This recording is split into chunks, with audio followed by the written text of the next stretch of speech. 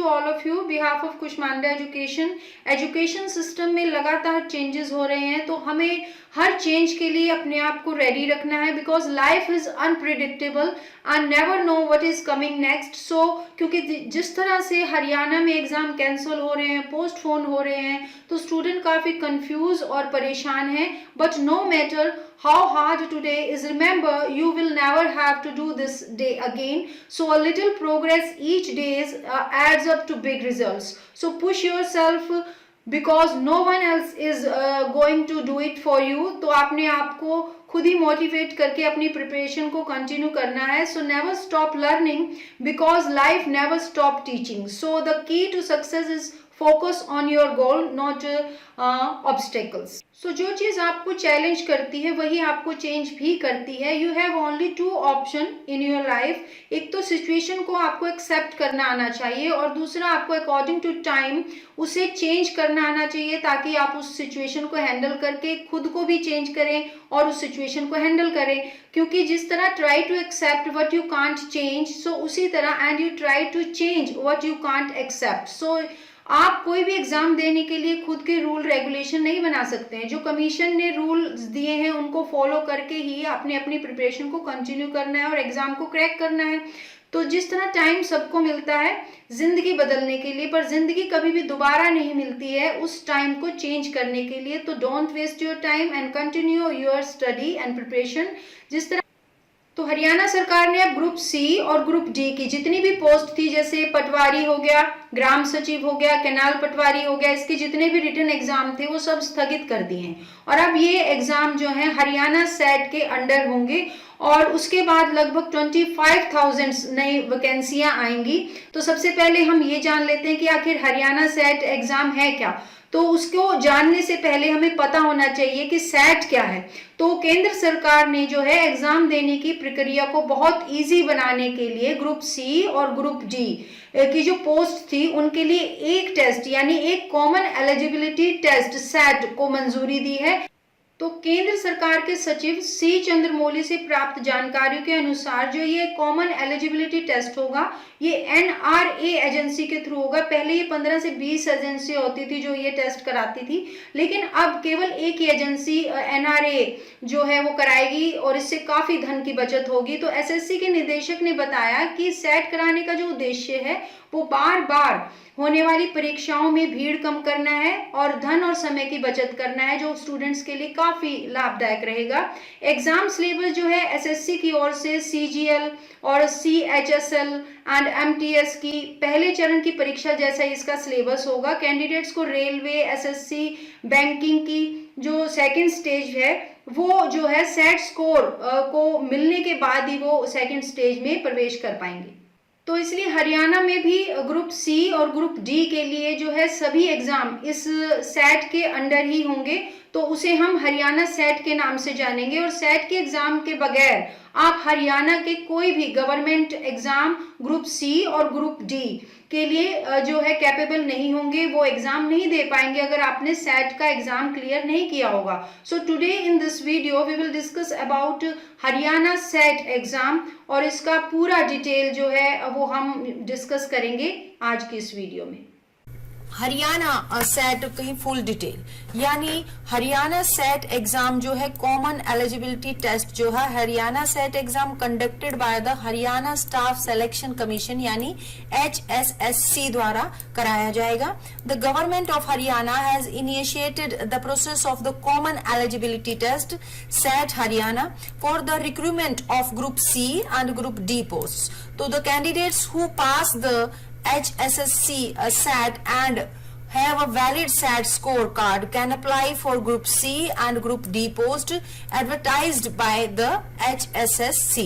So Haryana सरकार ने group C और ग्रुप डी के जो पदों की भर्ती के लिए कॉमन एलिजिबिलिटी टेस्ट यानी सेट हरियाणा की प्रक्रिया जो है शुरू कर दी है. HSSC जो है सेट पास कराने वाले और वैध सेट स्कोर कार्ड वाले सभी जो अभ्यर्थी हैं HSC द्वारा विज्ञापित ग्रुप सी और ग्रुप डी की जो है पदों के लिए वो आवेदन कर सकते हैं। जो ये परीक्षा नहीं देगा वो किसी भी एग्जाम में कोई भी फॉर्म नहीं भर पाएंगे ग्रुप सी और ग्रुप डी के एग्जाम्स के लिए। So what is set in Haryana? तो set is a common eligibility test है, जैसे कि मैंने आपको बताया, government job in Haryana for group C and D की जॉब के लिए। तो the selection is group C and D job like clerk हो गया, ग्राम सचिव हो गया, आपका पटवारी हो गया, and group D etcetera will be done on the basis of SAT. So HSSC will conducted by the SAT exam every year. हर साल होगा ये, यानी SAT ग्रुप सी और डी की नौकरियों के लिए हरियाणा में सरकारी नौकरियों के लिए कॉमन एलिजिबिलिटी टेस्ट है। ग्रुप सी और डी में चयन क्लर्क हो गया, ग्राम सचिवानंद हो गया, पटवारी, ग्रुप डी आदि के चयन में SAT के आधार पर किया जाएगा। यानी HSSC हर साल SAT की परीक्षा का आयोजन करेगा। यानी जो SAT हरियाणा के जरिए ही योग्य उम्मीदवार का चयन किया जाएगा। इसके लिए हरियाणा सरकार ने एक रजिस्ट्रेशन पोर्टल भी बनाया है, जैसे कि मैं आपको अभी आगे बताऊंगी, जहां आवेदक को अपना रजिस्ट्रेशन कराना होगा और फिर तय की गई तारीख के अनुसार एग्जाम देना होगा। सो SAT कॉमन एंट्रेंस टेस्ट है, हरियाणा स्टाफ सिलेक्शन कमीशन द्वारा यह कराया जाएगा। अब देखिए, हरियाणा सरकार ने जो है एक वन टाइम रजिस्ट्रेशन पोर्टल बनाया है, जहां पे आपने लॉग इन करके अपना रजिस्ट्रेशन कराना है। यहाँ पे आपने अपना फोन नंबर जो है वो डालना है, उसके बाद आपको एक कोड आएगा जो आपने यहाँ डालना है, उसके बाद आपने लॉग इन कर देना है। उसके बाद आपने एप्लीकेशन फी जो है वो भरनी है। जनरल और ओबीसी के लिए आपकी 500 रहेगी और SC BC EWC के लिए आपकी 250 रहेगी। तो पेमेंट मोड आपका ऑनलाइन होगा। तो यहाँ पे जाके आपने रजिस्ट्रेशन कराना है, तभी आप ग्रुप सी और डी की कोई भी गवर्नमेंट जॉब के लिए अप्लाई करेंगे और कैपेबल रहेंगे। So what is the one-time registration system and its purpose? ये भी जान लेते हैं। The government of Haryana has launched a single registration portal that has been designed for job seekers. With such a portal, the candidates can apply to the portal once and submit fees for HSC SAT, and it has been started for the applicants to not fill the application from again and again. This way, more transparency is maintained while the overall recruitment process is also speeding up. यानी हरियाणा सरकार ने एक single registration portal launch किया है, जहां पे जाके आप अपना नाम रजिस्टर करा सकते हैं। जैसे कि आप पहले एम्प्लॉयमेंट ऑफिस में अपना नाम रजिस्टर कराते थे कि आपको नौकरी चाहिए, लेकिन यहाँ पे क्या फर्क है, जो जॉब सीकर, जो कैंडिडेट्स गवर्नमेंट जॉब चाहते हैं स्टूडेंट्स, उनको यहाँ पे जाके अपना नाम रजिस्टर्ड कराना होगा। यानी नौकरी चाहने वालों के लिए यह पोर्टल डिजाइन किया गया है। इस तरह के पोर्टल के साथ जो है वो अभ्यर्थी एक बार पोर्टल पर आवेदन कर HSC SAT में जो अपनी फीस जमा करा के अपना रजिस्ट्रेशन करा सकते हैं। आवेदकों के लिए बार बार आवेदन फॉर्म नहीं भरने की शुरुआत की गई है, ताकि आप बार बार फॉर्म फिल ना करें। इस तरह से अधिक ट्रांसपेरेंसी यानी पारदर्शिता बनाए रखी जाती है, जबकि जो भर्ती प्रक्रिया है वो भी काफी तेजी से चल रही है। तो submitting the application from payment will be deducted from the bank account, but it is not reflecting in the Haryana SAT registration form. यानी आप जब पेमेंट जमा कराएंगे तो वहां पे आपके जो फॉर्म में, रजिस्ट्रेशन फॉर्म में कोई भी चेंजेस नहीं होंगे, केवल आपके जो बैंक खाते में कटौती आ जाएगी और वो मैसेज आपके फोन पे आ जाएगा जब आप फीस पे कर दोगे। So group C and group D and non-gazetted teaching position are all up the grab in this recruitment. All the applicants will be selected based on a written exam and socio-economic criteria experience. So group C और group D और शिक्षण पदों पर इस भर्ती में सभी को शामिल किया गया है।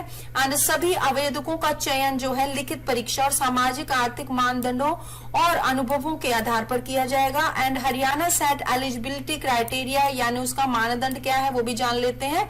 Candidates applying for the group D post must have passed at least the 10th class, and candidates applying for group C post minimum educational qualification criteria is 10+2 class। यानी ग्रुप D के लिए आपको 10वीं क्लास पास होना जरूरी है और group C के लिए आपको 10+2 यानी 12वीं पास होना जरूरी है। And other than the written exam, candidates are also awarded marks on the basis of socio-economic criteria and experience। यानी लिखित परीक्षा के अलावा अभ्यर्थियों को सामाजिक आर्थिक मापदंड और अनुभव के आधार पर भी अंक दिए जाएंगे। If neither the applicant nor a person from the applicants family, father, mother, spouse and brother and son, it was or has been an employee in an any authority of government of Haryana, government of India, यदि ना तो आवेदक मतलब जो exam देने वाला है and उसके परिवार का कोई भी व्यक्ति है, जैसे पिता, माता, पति, भाई और बेटा, या हरियाणा सरकार, भारत सरकार के किसी भी प्राधिकरण में कर्मचारी रहा हो, मतलब किसी को भी गवर्नमेंट जॉब उसकी फैमिली में ना मिली हो और वो पहला पर्सन हो जो कोई भी गवर्नमेंट जॉब करना चाह रहा हो, तो उसे जो है 5% मार्क्स जो है एक्स्ट्रा दिए जाएंगे। If the applicant is a widow or is the first or second child and his father died before the applicant had attained the age of 15 years or father died before attaining the age of 42 years, यानी आवेदक विधवा है या पहला या दूसरा बच्चा अपनी फैमिली का और आवेदक की आयु जो है 15 वर्ष प्राप्त होने से पहले ही उसके पिता की मृत्यु हो गई थी या 42 वर्ष की आयु प्राप्त करने से पहले पिता की मृत्यु हो गई थी, तो उसे भी एक्स्ट्रा 5 मार्क्स मिलेंगे। ये भी सोशियो क्राइटेरिया में है। And if a candidate belongs to a denotified tribe like विमुक्त जातिज हो गया, टपरीवास जातिज हो गया, और nomadic tribe of Haryana which is neither a scheduled class और नॉर अ बैकवर्ड क्लास, यदि कोई उम्मीदवार हरियाणा के विमुद्रीकृत जनजाति से, विमुक्त जाति से, टपरीवास से, घुमंतु जनजाति से संबंध रखता है, जो ना तो अनुसूचित वर्ग का है और ना ही पिछड़े वर्ग का है, उसे भी 5 मार्क्स आपके एक्स्ट्रा मिलेंगे।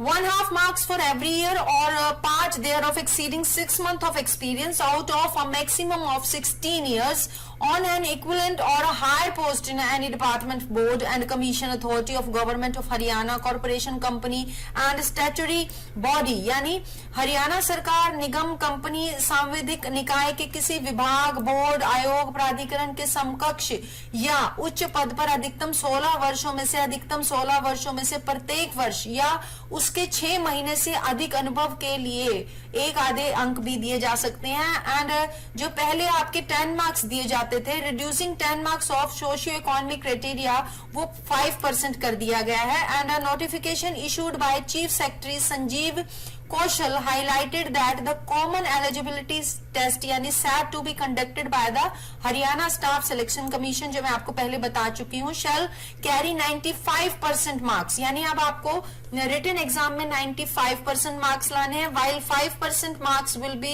awarded on the basis of the socio economic criteria and experience, जो पहले आपको 10 मार्क्स दिए जाते थे वो रिड्यूस कर दिए गए हैं। So how to prepare for Haryana SAT? अब हम इसकी स्ट्रेटजी एंड टिप्स को डिस्कस करने जा रहे हैं। The Haryana set exam will B divided into 2 phases. Candidates who pass all stages of the recruitment process will be considered for the position. The marks obtained in the common eligibility test as well as socio-economic requirements and experience will be used to select candidates for group D position. The SAT ranking, socio-economic parameters and experience will be used to select candidates for group C position. यानी Haryana SAT परीक्षा के 2 चरण में इसे बांटा गया है and भर्ती प्रक्रिया के सभी चरणों को पास करने वाले उम्मीदवारों को पदों के लिए विचार किया जाएगा जो इसे पास कर लेंगे। एंड कॉमन एलिजिबिलिटी टेस्ट से प्राप्त अंक जो आपको स्कोर मिलेंगे, साथ साथ सामाजिक आर्थिक आवश्यकताओं के भी जो स्कोर है उसका इस्तेमाल करके ग्रुप डी के पदों के लिए उम्मीदवारों के चयन के लिए उन्हें लिस्टेड किया जाएगा। सैट रैंकिंग सामाजिक आर्थिक मापदंडों और अनुभवों का उपयोग ग्रुप सी पदों के लिए उम्मीदवारों के चयन के लिए भी किया जाएगा। अब हम यहाँ पे हरियाणा सेट का सिलेबस डिस्कस करने जा रहे हैं। सबसे पहले जो टॉपिक हम लेंगे वो है आपका जनरल अवेयरनेस का सब्जेक्ट, यानी इसमें आपने current affairs of national international level in India and it's neighbouring countries सब तैयार करनी है, यानी भारत और उसके पड़ोसी देशों में राष्ट्रीय और अंतर्राष्ट्रीय स्तर के वर्तमान मामलों को आपने अच्छे से तैयार करना है, जिसमें जितना भी आपने एरिया है यानी लगभग 2 साल का एरिया आपने कवर करना है, उसमें क्या क्या अपडेट्स रही इंडिया और उसकी नेबरिंग कंट्रीज की वो आपने करंट अफेयर में तैयार करना है। उसके बाद important days of the year, वर्ष के महत्वपूर्ण दिन तैयार करने हैं।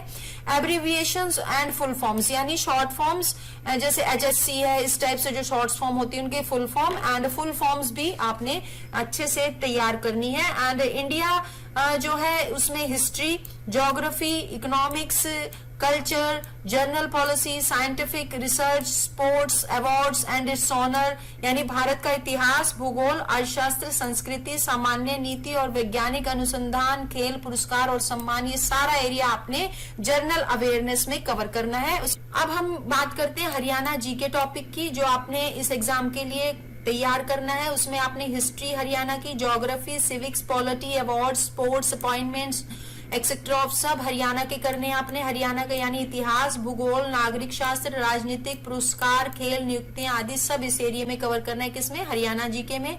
उसके बाद इंपॉर्टेंट प्लेसेस ऑफ हरियाणा भी आपने देखने हैं and all name of various districts के पुराने नाम क्या थे, नए नाम क्या है, ये सब आपने कवर करना है। बैटल ऑफ पानीपत, पानीपत की सारी लड़ाइयां तैयार करनी है और भी जितनी हरियाणा में फेमस लड़ाइयां हुई हैं वो सारा एरिया आपने हरियाणा जीके में कवर करना है। अब हम बात करते हैं मैथ सब्जेक्ट की, जो आपने इसके अंदर तैयार करना है। उसमें नंबर सिस्टम करने हैं आपने, ratio, proportion, fractions, decimal, HCF, LCM, simplification, percentage, average, profit loss question हो गए, सिंपल कंपाउंड इंटरेस्ट के क्वेश्चन हो गए, alligation and mixture etcetera, time work problems हो गई, टाइम डिस्टेंस हो गए, टेबल्स, ग्राफ, ये सब आपने मैथ में कवर करने हैं। उसके बाद हम बात करते हैं रीजनिंग की, जो इस एरिया में आपने कवर करना है वो है सिमिलैरिटी एंड डिफरेंस, समानता और मतभेद, जजमेंट यानी निर्णय, डिसीजन मेकिंग हो गया एंड अर्थमेटिकली रीजनिंग हो गई एंड आउटपुट इनपुट के क्वेश्चन हो गए, रिलेशनशिप से संबंधित क्वेश्चन हो गए, डायरेक्शन होगी, प्रॉब्लम सॉल्विंग हो गई, पैटर्न्स हो गए एंड शब्दावली हो गई एंड रैंकिंग हो गई। ये सब आपने जो है रीजनिंग के एरिया में कवर करने हैं। अब हम बात करते हैं जनरल साइंस के टॉपिक की, जिसमें आपने प्रिंसिपल्स करने हैं, scientific methodology, concepts, techniques and physics, chemistry, biology से, जिसमें आपने विटामिन से रिलेटेड क्वेश्चन, डिजीज से रिलेटेड क्वेश्चन यानी सिद्धांत, वैज्ञानिक पद्धतियां, अवधारणाएं, तकनीकों और भौतिक, रासायनिक विज्ञान, जीव विज्ञान, विटामिन, रोग आदि सारा एरिया आपने जनरल साइंस के सब्जेक्ट के लिए प्रिपेयर करना है।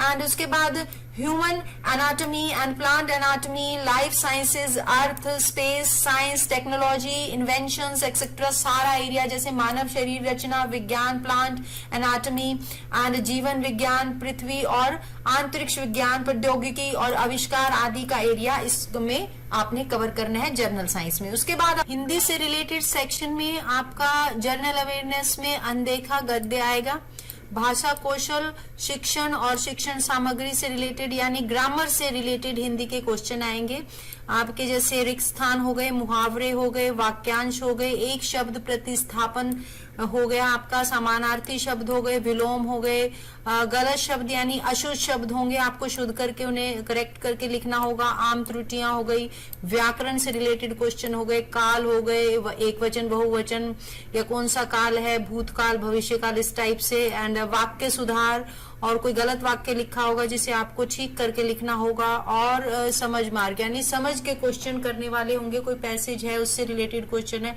इस टाइप से हिंदी की ग्रामर से रिलेटेड बहुत सिंपल से क्वेश्चन आपके एग्जाम में आएंगे। इस टॉपिक में आपने कौन सा एरिया कवर करना है, इसमें जो है आपको फिलिंग द ब्लैंक्स आ सकते हैं, idioms, phrases, one word substitution आ सकते हैं एंड आपके सिनोनिम्स आ सकते हैं, एंटोनिम्स आ सकते हैं, मिसस्पेल्ड वर्ड्स हो गए, कॉमन एरर्स हो गए, ग्रामर, टेंसेज, सेंटेंस इंप्रूवमेंट होगी, पैसेज हो गए, कॉम्प्रीहेंशन पैसेज हो गए, ये सब एरिया आपने इंग्लिश के सब्जेक्ट के लिए कवर करना है। एंड उसके बाद हम बात करते हैं कंप्यूटर की। कंप्यूटर में आपने बेसिक ऑफ कंप्यूटर्स, फंडामेंटल्स हो गए, हिस्ट्री ऑफ कंप्यूटर्स यानी बुनियादी बातों का जो कंप्यूटर का मूल है वो, और कंप्यूटर का पूरा इतिहास का एरिया आपने कवर करना है। उसके बाद इनपुट आउटपुट डिवाइस हो गए, हार्डवेयर एंड सॉफ्टवेयर, ये सब आपने कवर करना है। फिर एमएस ऑफिस, एमएस वर्ड हो गया, एक्सेल, पावर पॉइंट, ये सब आपने कवर करना है।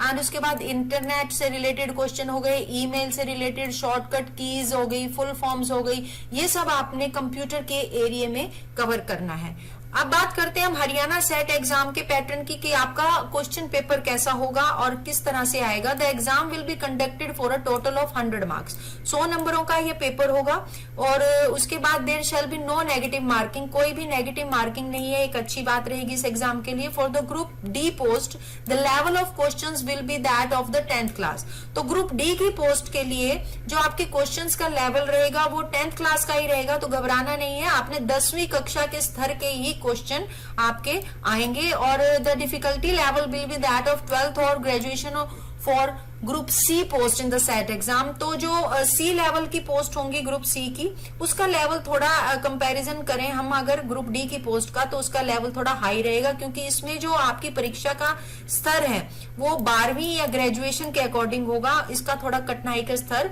डी की पोस्ट के से बढ़ जाएगा। तो लेकिन घबराना उन्होंने भी नहीं है, तो आपकी क्वालिफिकेशन के अकॉर्डिंग ही ये पेपर बनाया जाएगा। और क्वेश्चन आएंगे, उसमें से नंबर ऑफ क्वेश्चन 70 क्वेश्चन तो आपके आएंगे जनरल अवेयरनेस से related, reasoning, English, science, math, Hindi, computer, और मैक्सिमम मार्क्स भी 70 होंगे। मतलब एक क्वेश्चन का एक ही मार्क्स होगा और ऑब्जेक्टिव टाइप क्वेश्चन होंगे आपके। और फिर हरियाणा जनरल नॉलेज के पोर्शन में आपके 30 क्वेश्चन आएंगे हरियाणा से रिलेटेड, जो मैंने आपको अभी सिलेबस डिस्कस किया है। तो 70 आपकी जनरल अवेयरनेस के क्वेश्चन आएंगे और 30 मार्क्स आपके हरियाणा जीके का होगा। तो आपने हरियाणा भी बहुत अच्छे से तैयार करना है, क्योंकि 30 मार्क्स में जो है 30 क्वेश्चन आएंगे, 1 मार्क्स का एक क्वेश्चन होगा, और 70 और 30 मिला के आपके 100 मार्क्स के जो है ये पेपर होगा। और नंबर ऑफ क्वेश्चन भी 100 रहेंगे, और आपका जो समय रहेगा इसके लिए ड्यूरेशन जो है वो 1 घंटा 30 मिनट का टाइम आपको दिया जाएगा। तो Haryana has already pending exam for previous recruitments like ग्राम सचिव, canal patwari, police constable etcetera. The government has merged all these exams into CET except for police constable. यानी हरियाणा की पिछली भर्तियों में जैसे ग्राम सचिव हो गए, नहर पटवारी, पुलिस कांस्टेबल आदि के पहले से ही परीक्षाएं जो हैं वो पेंडिंग पड़ी हैं। तो सरकार ने क्या किया है, पुलिस कांस्टेबल को छोड़कर पुलिस कांस्टेबल की जो एग्जाम है आपका वो इसमें इंक्लूड सेट में नहीं किया गया है। ध्यान से सुनिएगा, पुलिस कांस्टेबल का जो एग्जाम है वो इसमें इंक्लूड नहीं किया गया है। उसे छोड़कर जितनी भी ये और जो पेंडिंग पड़ी हैं वो सब कैंसिल इसीलिए की गई हैं कि ताकि वो अकॉर्डिंग टू सेट जो है आपकी परीक्षाएं ली जाएंगी, तो वो सब कैंसिल कर दी गई हैं। और आपकी पहले सेट का एग्जाम होगा और फिर आपकी पटवारी और ये ग्राम सचिव, नहर, ये सब फिर बाद में होंगी। तो आपको पहले उसका जो है कार्ड दिखाना पड़ेगा कि आपने सेट की परीक्षा दी है, तभी आप इन परीक्षाओं में जो सेकेंड स्टेप है उसमें एंट्री कर पाएंगे। सेट हरियाणा रजिस्ट्रेशन 2022 यानी HSC has increased the last date up to further order. Candidates can also do the SAT Haryana form correction by login into their account. HSC has invited online applications for Haryana SAT Haryana through HSC SAT one time registration portal, जो मैंने अभी आपको बताया है, oneTimeHaryana.gov.in HSC SAT OTR, due to which lakhs of students preparing for Haryana government jobs in Haryana will benefit. यानी set Haryana registration जो है अभी अंतिम आदेश तक उनकी तिथि बढ़ा दी गई है, तो अभी भी लास्ट डेट कोई नहीं है। तो आप अपने खाते में जाके जहां पे आपने अगर रजिस्ट्रेशन करा लिया है उसमें कुछ चेंजेस करना चाहते हैं तो आप करेक्शन कर सकते हैं, वहां पे आप हो जाएगा। जैसे बाई चांस आपने जब फॉर्म फिल किया, अगर आपकी जैसे रिजल्ट नहीं आया कोई, तो आपने उसमें 10th भर दिया, लेकिन अगर आपका 12th का रिजल्ट आ गया और आप सी ग्रेड की पोस्ट के लिए अप्लाई करना चाहते हैं तो वहां जाके आप चेंजेस कर सकते हैं। और जितने भी स्टूडेंट्स हैं इसमें कोई घबराना नहीं है, जितने भी स्टूडेंट्स हैं सबके फायदे के लिए ये सेट एग्जाम रखा गया हरियाणा में, ताकि एक तो बच्चे बहुत छट जाएंगे, टाइम की बर्बादी नहीं होगी, पैसे की बर्बादी नहीं होगी, और आपको बार बार फीस पे नहीं करनी पड़ेगी, जो कि अक्सर जो है एग्जाम कैंसिल हो जाते हैं, तब आपको दोबारा से फॉर्म आता है गवर्नमेंट का, आप फिर से फॉर्म फिल करते हैं, तो आपके जो पहले वाले पैसे हैं वो माइनस नहीं होते हैं, वो वैसे के वैसे पेंडिंग रहते हैं और आपसे नए पैसे भरवाए जाते हैं। तो वो सिस्टम सब अब खत्म हो गया है। ये एक अच्छी जो है न्यूज है स्टूडेंट्स के लिए कि आपने वन टाइम ही पेमेंट करना है। अब you may check Haryana common entrance test result within 30 days, और रिजल्ट भी आपको बहुत ज्यादा वेट नहीं करनी पड़ेगी। जब भी एग्जाम होगा उसकी डेट के अकॉर्डिंग 30 दिनों के अंदर ही आपका जो है रिजल्ट आ जाएगा। और रिजल्ट जो है वो कहाँ पे आपने चेक करना होगा, hssc.gov.in पे जाके आप अपना रिजल्ट भी 30 दिनों के अंदर चेक कर पाएंगे, एग्जाम डेट के 30 दिनों के अंदर। You can't apply for any group C D post without qualifying this test, तो आपने बिल्कुल भी इसे इग्नोर नहीं करना है। इसके बिना आप कोई भी ग्रुप सी और ग्रुप डी की पोस्ट के लिए एंट्री नहीं कर पाएंगे अगर आपने सेट का एग्जाम नहीं दिया है। So you must qualify it for getting recruitment of various cadre of group C and group D की पोस्ट के लिए आपने ये सेट का एग्जाम तो क्लियर करना ही पड़ेगा। इसकी क्वालिफाइंग के बिना आप कोई भी आवेदन नहीं भर पाएंगे और आप कोई भी गवर्नमेंट जॉब के लिए अप्लाई नहीं कर पाएंगे।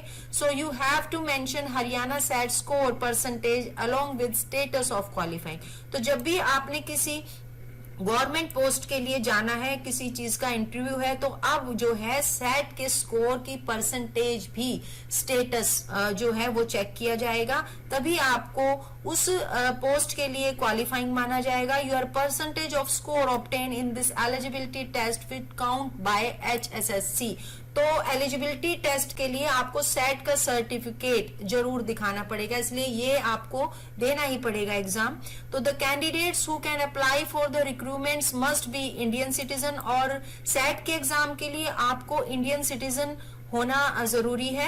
And other state candidates, Haryana के अलावा भी अदर स्टेट के कैंडिडेट्स इसे अप्लाई कर सकते हैं, लेकिन भारत के बाहर के नागरिक इसको अप्लाई नहीं कर सकते हैं। तो जो उम्मीदवार भर्ती के लिए आवेदन करेंगे वो भारतीय नागरिक होने जरूरी हैं, और भारत के ही अन्य दूसरे जैसे आपके केरल है या महाराष्ट्र है या इस टाइप से जो दूसरी स्टेट्स हैं या पंजाब है, वो भी स्टूडेंट्स हरियाणा सेट का फॉर्म भर सकते हैं। फिर द सिलेक्शन कैसे होगा आपका, जैसे कि आपने सेट का एग्जाम दे दिया है, यानी recruitment process of 2022 Haryana staff selection commission group C and D includes competitive written exam जब आपका हो जाएगा। Some other post in HSSC also contain interview and physical requirements, यानी सी सेट का एग्जाम देने के बाद आपका जिससे रिलेटेड पोस्ट होगी आपकी COD ग्रुप से रिलेटेड, उसमें कोई सेकंड स्टेप भी हो सकता है, जैसे कि कोई पोस्ट के लिए आपको इंटरव्यू के लिए जाना पड़ सकता है या कोई फिजिकल रिक्वायरमेंट्स के लिए आपको टेस्ट देने पड़ सकते हैं फिजिकल। तो इस टाइप से जो है एक तरह से सी सेट जो है आपका फर्स्ट स्टेप होगा किसी भी सेकंड स्टेप में किसी पोस्ट के लिए एंट्री लेने के लिए। You can give Haryana Common Entrance Test SAT exam unlimited number of times and increase your SAT score। अगर आप एक बार आपका SAT एग्जाम में स्कोर कम आया है तो आप इसको कितनी भी बार अपने स्कोर को इम्प्रूव करने के लिए बार बार ये एग्जाम दे सकते हो। तो इसमें कोई भी जो है एग्जाम को देने की जो टाइम है उसको बाउंड नहीं किया गया है, अनलिमिटेड टाइम आप ये एग्जाम दे सकते हैं अपना स्कोर बढ़ाने के लिए। Haryana government has declared the SAT exam will be conducted minimum once a year. और एक अच्छी बात है कि हरियाणा सरकार ने कहा है कि यह हर साल होगा सेट का एग्जाम, तो आपको ये भी नहीं है कि इस साल एग्जाम कम आए तो वेट नहीं करनी पड़ेगी, हर साल ये एग्जाम होगा। Till now according to source Manohar Lal Khattar the chief minister of Haryana has announced that the examination will be conducted by June 2022। और अभी तक की इंफॉर्मेशन के अकॉर्डिंग अगर कोई भी इमरजेंसी, कोरोना या और कोई इमरजेंसी नहीं आती है तो एग्जाम जो है आपका जून 2022 में हो जाएगा। तो candidates need to update themselves about the Haryana common entrance test SAT exam date. तो आप टच में रहिएगा हमारे और साइट पे, और जितनी भी कोशिश आप कर सकते हैं इसकी तैयारी के लिए आप कीजिए, क्योंकि ये मस्ट हो गया हरियाणा में कोई भी गवर्नमेंट की जॉब के लिए। अब हरियाणा सेट सिलेक्शन प्रोसेस के बारे में हम बात को कंटिन्यू करते हुए मैं और बताती हूँ। The candidates need to undergo an entrance test. जैसे कि आपने एंट्रेंस टेस्ट दे दिया और आपके अच्छे स्कोर आ गए हैं अंडर कॉमन एलिजिबिलिटी टेस्ट में under the Haryana set exam, the Haryana set marks will be valid for 3 years। ये जो है एक अच्छी न्यूज है कि आपको बार बार एग्जाम नहीं देना है, 3 साल तक आपकी जो डॉक्यूमेंट है, ये मार्क लिस्ट है, ये स्कोर कार्ड है, ये वैलिड रहेगा। और आपने 3 साल के अंदर आप किसी भी गवर्नमेंट एग्जाम के लिए जो ग्रुप सी और डी की पोस्ट के लिए वैलिड रहेंगे, और ये आपके पास एक तरह से डॉक्यूमेंट्स बन जाएगा एलिजिबिलिटी का 3 साल के लिए। So the candidate has to score a minimum of 50% marks unreserved and 40% marks reserved. यानी आपको इसमें पासिंग मार्क्स कितने लाने हैं, तो जनरल कैटेगरी के लिए आपके 50% मार्क्स लाने हैं एंड रिजर्व कैटेगरी के लिए आपको 40% marks to be eligible for the recruitment process. The candidates with their name in the merit list of SAT result will be called by the commission for filling up the vacancies issued for group C and D post। तो जो ये 50% और जो है 40% वाले जो students हो गए उनकी जो लिस्ट होगी उनको जो है कमीशन कभी भी जो नेक्स्ट स्टेप के लिए सेकंड स्टेप के लिए इंटरव्यू है या फिजिकल कोई रिक्वायरमेंट है उसके लिए ये कभी भी आवेदनों के लिए बुलाया जा सकता है। अब criteria of short listing the candidates, किस तरह से आपका इस लिस्ट में नाम आएगा वो भी देखते हैं कि आपको कितने मार्क्स चाहिए। जैसे मैंने बताया कि 50% से 40% वाले पासिंग मार्क्स हैं,